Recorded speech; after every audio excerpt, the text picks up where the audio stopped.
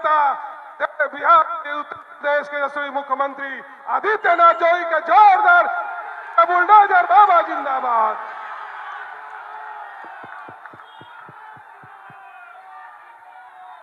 भारत माता की, भारत माता की, भारत माता की। वंदे वंदे वंदे। नमः पार्वती पतिये हर हर।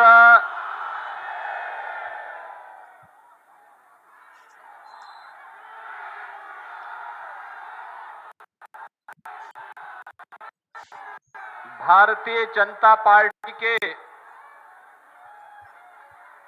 पूर्व प्रदेश अध्यक्ष, बिहार सरकार के मंत्री, सिवान विधानसभा क्षेत्र से एनडीए के प्रत्याशी श्री मंगल पांडे जी, बड़ौदा विधानसभा क्षेत्र से एनडीए के प्रत्याशी श्री कर्णजीत सिंह जी, बढ़हरिया विधानसभा क्षेत्र से एनडीए के प्रत्याशी सेंद्रदेव सिंह पटेल जी, माननीय सांसद महाराजगंज श्री जनार्दन सिंह सिग्रीवाल जी, माननीय सांसद सिवान श्रीमती विजयलक्ष्मी देवी जी, उत्तर प्रदेश सरकार के परिवहन मंत्री श्री दयाशंकर सिंह जी, पूर्व सांसद श्री ओम प्रकाश यादव जी, पूर्व विधान पार्षद श्री मनोज कुमार सिंह जी, भारतीय जनता पार्टी के जिला के अध्यक्ष श्री राहुल तिवारी जी, जदयू के अध्यक्ष श्री चंद्रकेतु सिंह जी, लोजपा के जिलाध्यक्ष श्री महादेव पासवान जी, राष्ट्रीय लोक मोर्चा के जिलाध्यक्ष श्री अब्दुल रिजवान जी, निवर्तमान जिलाध्यक्ष बीजेपी श्री संजय कुमार पांडे जी, वरिष्ठ नेता श्री मुकेश कुमार बंटी जी, भारी संख्या में मौसम की परवाह के बगैर आज की चुनावी सभा में आए हुए सिवान विधानसभा क्षेत्र और जनपद के हमारे सभी बहनों और भाइयों, मैं सबसे पहले मौसम की परवाह के बगैर पिछले 3 दिन से लगातार बिहार में मूसलाधार बारिश और मौसम की परवाह के बगैर आपका जो ये उत्साह है, इस उत्साह का मैं हृदय से आपके प्रति आभार व्यक्त करते हुए अभिनंदन करता हूं। आप सबका मैं अभिनंदन करता हूं।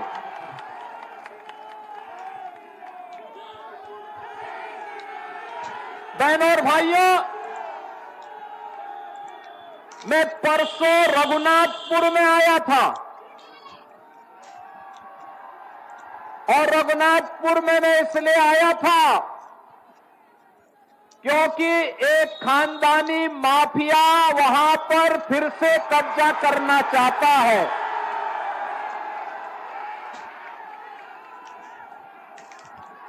उत्तर प्रदेश में तो हमने बुलडोजर से रौंद करके इन माफियाओं की कचमूर निकाल करके उत्तर प्रदेश की धरती से जहन्नुम के रास्ते उनके खोल दिए हैं। लेकिन हमारी सीता मैया से जुड़े हुए बिहार की धरती पर कोई मारीच और सुबह फिर से सिर न उठाना पड़े, उठा सके। लेकिन जब मैं उस दिन आ रहा था तो बड़ी बारिश शुरू हो गई थी और मैं सोचता था कि कोई सभा में होगा नहीं, लेकिन रघुनाथपुर की सभा में वहां के युवाओं की, यहां के नागरिकों की, यहां के अन्नदाता किसानों की, यहां की माताओं बहनों के उत्साह को देख करके मैं कह सकता था कि सिवान की सभा में उससे भी बड़ा सैलाब आने वाला है। और मुझे विश्वास था। और मैं जब लखनऊ से आज प्रातः चला तो लोगों ने कहा कि सिवान में लोग नहीं आएंगे।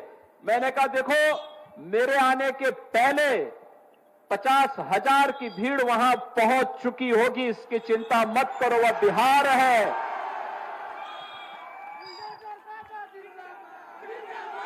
ये छोटे मोटे आंधी तूफानों से कोई बिहार के वासियों से टकरा नहीं सकता है।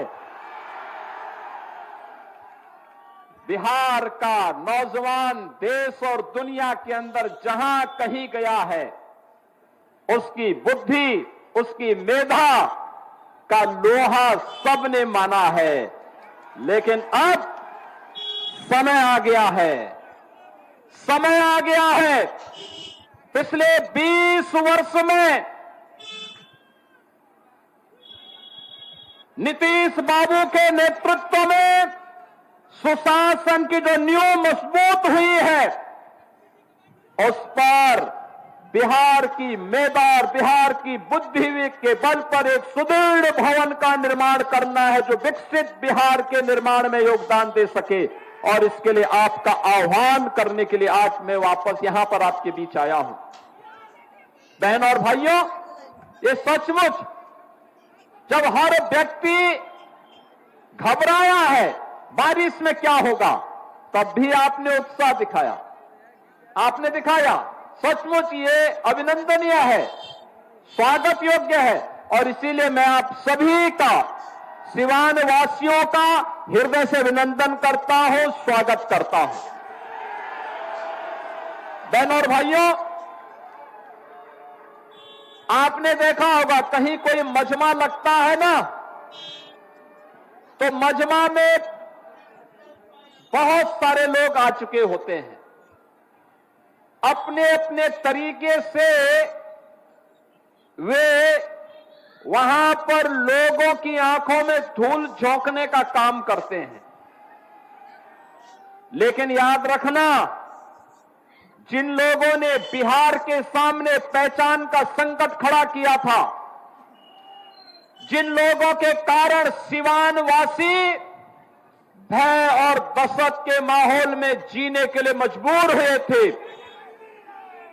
उन लोगों को दोबारा बिहार में वापस आने नहीं देना है, किसी भी हालत में नहीं आने देना है।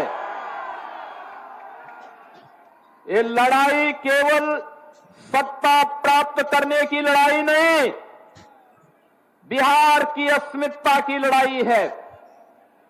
बिहार के आन मान और शान को, बिहार के गौरवशाली परंपरा को पुनर्प्रतिष्ठा प्रदान करने की लड़ाई है। और बिहार को फिर से उस स्वर्ण युग की ओर लेके जाने की लड़ाई है, जिस बिहार ने केवल बिहार को ही नहीं, भारत को स्वर्ण युग की ओर ले जाने का काम कराया था। उस युग का स्मरण कराता हुआ पूरा भारत गौरव की अनुभूति करता है। बहनों और भाइयों, हम लोग तो बार बार कहते हैं, भारत विकसित होगा तब जब बिहार विकसित होगा। और बिहार जब विकसित होगा, भारत को विकसित होने से कोई ताकत दुनिया की नहीं रोक सकती है। बिहार ने करके दिखाया। इसी बिहार की माटी के सपूत चंद्रगुप्त मौर्य और चाणक्य की जोड़ी ने बिहार को ही नहीं, भारत के स्वर्ण युग के याद को दुनिया के सामने भारत का डंका बजाया था। कहते हैं दुनिया की अर्थव्यवस्था में उस समय भारत का योगदान 40% हुआ करता था। चंद्रगुप्त मौर्य के समय, चाणक्य के समय, शौर्य और पराक्रम चंद्रगुप्त मौर्य का, बुद्धि और मेधा और मार्गदर्शन चाणक्य का, और बिहार भारत को विकसित भारत के रूप में, दुनिया के सिरमौर के रूप में, सोने की चिड़िया के रूप में दुनिया के सामने प्रस्तुत किया था। यही बिहार प्रस्तुत किया था, यही पटना, यही पाटलिपुत्र किया था। लेकिन पहले कांग्रेस ने, पहले ब्रिटिशर ने, विदेशी आक्रांताओं ने, जिन लोगों ने नालंदा का विश्वविद्यालय तोड़ा और ध्वस्त किया, उनके वर्तमान के वंशज भी राजनीतिक इस्लाम की मंशा के साथ फिर से आकर के यहां पर विकास को बाधित करके स्वयं के विकास करने के लिए एक मिशन के रूप में काम कर रहे हैं। ब्रिटिशर ने यहां के कारीगर और हस्तशिल्पियों के कारोबार को समाप्त किया, अन्नदाता किसानों को भूखों मरने के लिए पलायन करने के लिए मजबूर किया, और अंग्रेजों के वारिस के रूप में कांग्रेस ने उसी ब्रिटिश परंपरा का अनुसरण करते हुए पूरे बिहार के सामने पहले एक संकट खड़ा किया, बिहार के विकास को बाधित किया। और बहनों और भाइयों, जो बचा खुचा था, उस बचे खुचे को बाकी तो आरजेडी ने पूरा करके रख दिया। आप याद करिए, आरजेडी के समय बिहार के अंदर अपराध और अपहरण एक उद्योग बन चुका था। आरजेडी के समय बिहार के अंदर किस प्रकार की अराजकता थी, किस प्रकार की गुंडागिर्दी थी, परिवारवाद किस कदर हावी होकर के एक ही परिवार और नातेदार रिश्तेदार पूरे बिहार को रौंदने का कार्य कर रहे थे, बिहार के नौजवानों के सामने पहचान का संकट खड़ा कर रहे थे, और मानव तो दूर पशुओं का भी चारा हजम करके पूरे बिहार के नौजवानों के सामने भीषण संकट खड़ा कर दिए थे। बहनों और भाइयों, ये भारत आभारी है प्रधानमंत्री मोदी जी का। एक गरीब के घर में पैदा होने वाला और सामान्य नागरिक के रूप में अपनी दिनचर्या को आगे बढ़ाने वाले नरेंद्र भाई मोदी जी ने 2014 में भारत को नेतृत्व देना प्रारंभ किया। आज आप देखते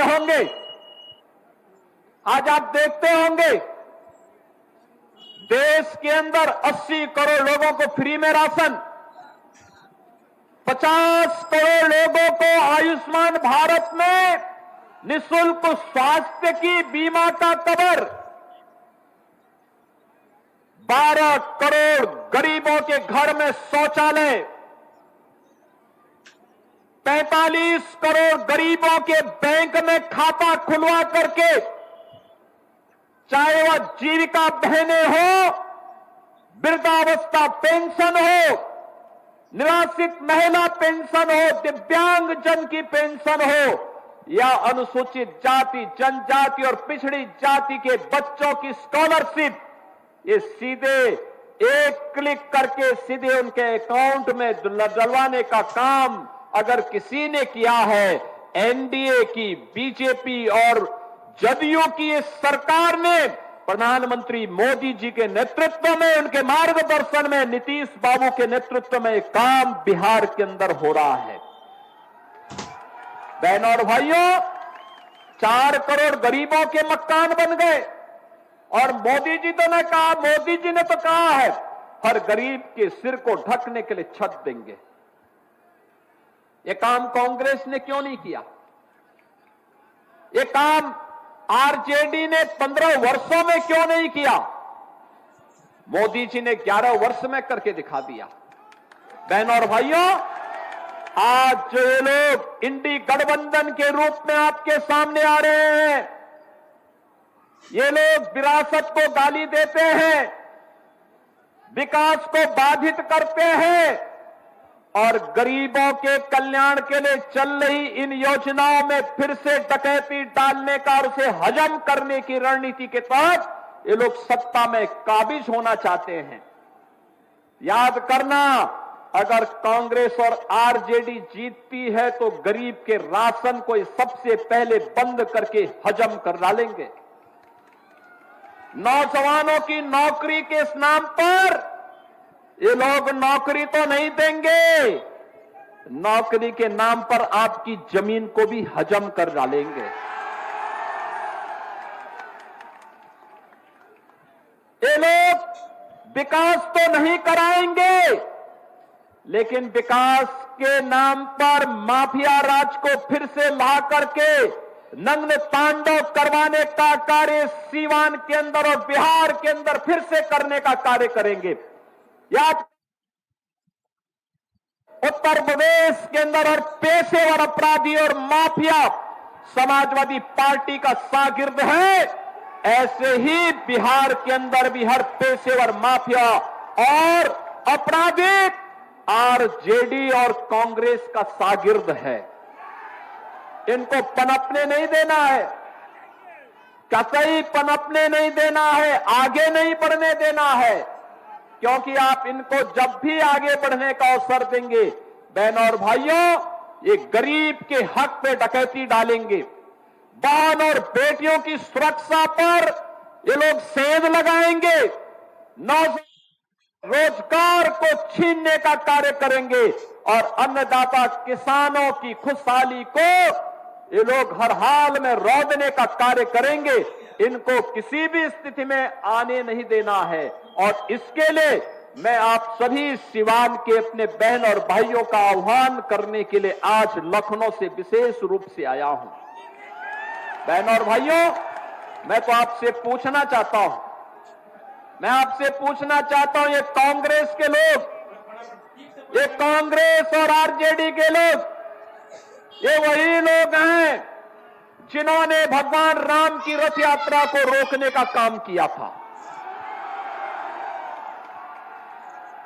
ये वही लोग हैं जिन्हें भगवान राम और भगवान कृष्ण की विरासत पर गौरव की अनुभूति नहीं होती, जिन्हें बुद्ध की परंपरा पर गौरव की अनुभूति नहीं होती। क्या जो लोग इतनी ज्यादा दिए हैं डॉक्टर राजेंद्र प्रसाद जी का, जिन लोगों ने डॉक्टर राजेंद्र प्रसाद जी का, लोक पुरुष सरदार वल्लभ भाई पटेल जी का, बाबा साहब डॉक्टर भीमराव अंबेडकर जी का, लोकनायक जयप्रकाश नारायण जी का और कर्पूरी ठाकुर जी का जिन लोगों ने अपमान किया हो, वे कांग्रेस के लोग। आज आवश्यकता पड़ती है कैसे इन लोगों ने बिहार के ही पुत्र से सीताराम केसरी को अपमानित किया था। यही तो कांग्रेस है। कैसे जेपी के सपनों को आरजेडी ने धूल दूषित करने का काम किया था, किससे छुपा हुआ नहीं। बहनों और भाइयों, राजेंद्र बाबू जब सोमनाथ के मंदिर के पुनरुद्धार के लिए जा रहे थे, कांग्रेस के उस समय के प्रधानमंत्री पंडित जवाहरलाल नेहरू ने कहा मत जाओ। उन्होंने कहा सोमनाथ के मंदिर के लिए?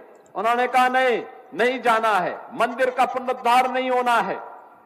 राजेंद्र बाबू ने कहा कि मैं बिहार में जन्मा हूं और सोमनाथ भारत के गौरव का प्रतीक है, पहला द्वादश ज्योतिर्लिंगों में पहला ज्योतिर्लिंग है।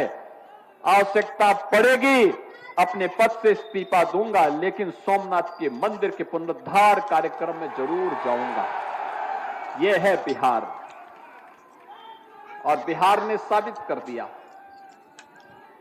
बिहार ने साबित कर दिया कि जिन लोगों ने राम मंदिर के रथ को रोका था, जिन लोगों ने सुप्रीम कोर्ट में एफिडेविट दाखिल करके कहा था कि राम काल्पनिक है, बिहार की जनता ने उनको खारिज किया और प्रधानमंत्री मोदी जी के नेतृत्व में आज अयोध्या में भव्य राम मंदिर का निर्माण हो गया है। आज आप अयोध्या जाएंगे, कितना सुंदर मंदिर बना है, दुनिया का सुंदरतम मंदिर, सुंदरतम मंदिर, सबसे भव्य मंदिर। और अगर अयोध्या में भगवान राम का मंदिर बन रहा है तो सीतामढ़ी में मां जानकी का भी भव्य मंदिर का निर्माण ये एनडीए की, बीजेपी की सरकार करवा रही है। बहनों और भाइयों, बहनों और भाइयों, मन नहीं है कुछ के लिए।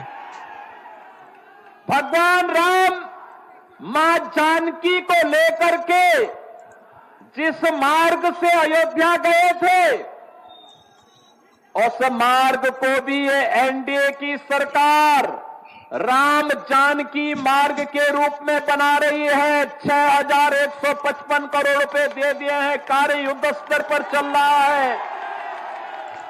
अब बिहार अपनी पहचान के लिए मोहताज नहीं है। अब बिहार के अंदर कनेक्टिविटी है, सड़क की कनेक्टिविटी है, रेलवे की कनेक्टिविटी है, मेट्रो की बेहतर पब्लिक ट्रांसपोर्ट की सुविधा आ रही है, एयर कनेक्टिविटी है और इनलैंड वाटरवे की सुविधा भी अब बिहार के अंदर तेजी के साथ विकसित हुई है। अब बिहार के अंदर स्कूल बन रहे हैं, कॉलेजेस बन रहे हैं, इंजीनियरिंग कॉलेजेस बन रहे हैं, मेडिकल कॉलेजेस बन रहे हैं। अब अन्नदाता किसान को किसान सम्मान निधि का लाभ मिलता है, गरीब को राशन मिलता है, आजीविका बहनें ड्रोन दीदी बन करके आर्थिक स्वावलंबन के मार्ग पर अग्रसर हो रही हैं और 75 लाख बहनों को आर्थिक स्वावलंबन की ओर अग्रसर करने के लिए नीतीश बाबू के नेतृत्व में उन्हें पहली किस्त जारी हो गई है।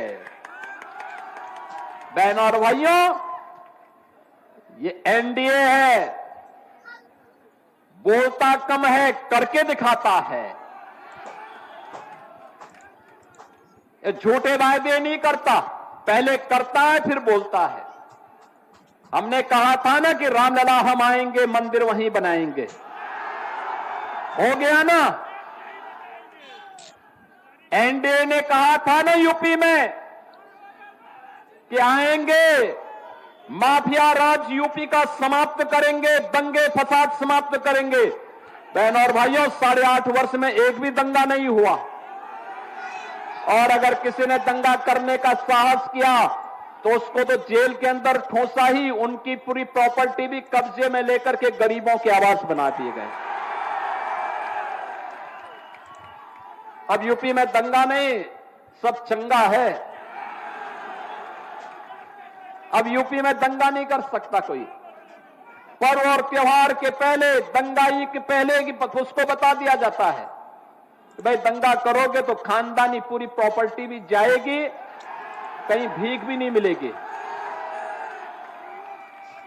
बहनों और भाइयों, और हमने कहा था ना, माफिया राज सदैव के लिए समाप्त करेंगे और बहुत अच्छे ढंग से उनके जहन्नुम के टिकट काटे गए। बहुत